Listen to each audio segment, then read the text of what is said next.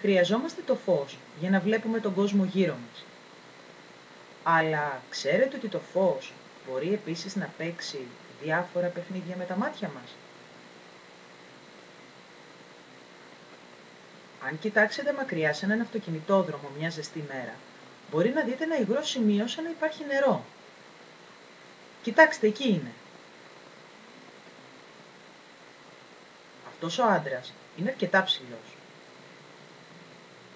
Αλλά δείτε, κόντινε όταν μπήκε στην πισίνα. Βλέπετε πως μικρύναν τα πόδια του τώρα.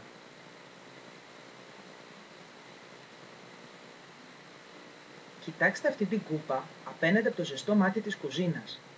Μήπως σας φαίνεται να τρέμει?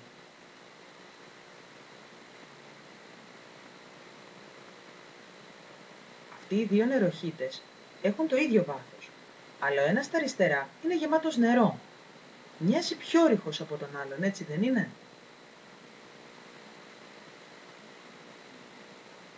Είναι τα γράμματα πολύ μικρά για να τα διαβάσουμε. Δείτε πως ένας μεγεθυντικός φακός βοηθάει. Υπάρχει κάτι που κρύβεται σε αυτή την κούπα. Τι νομίζετε πως είναι? Είναι ένα νόμισμα. Αυτό είναι ένα συνηθισμένο στυλό. Δείτε πως φαίνεται να σπάει στην επιφάνεια του νερού. Τι μπορεί να προκαλεί όλα αυτά τα οπτικά φαινόμενα? Ας τα δούμε με τη σειρά.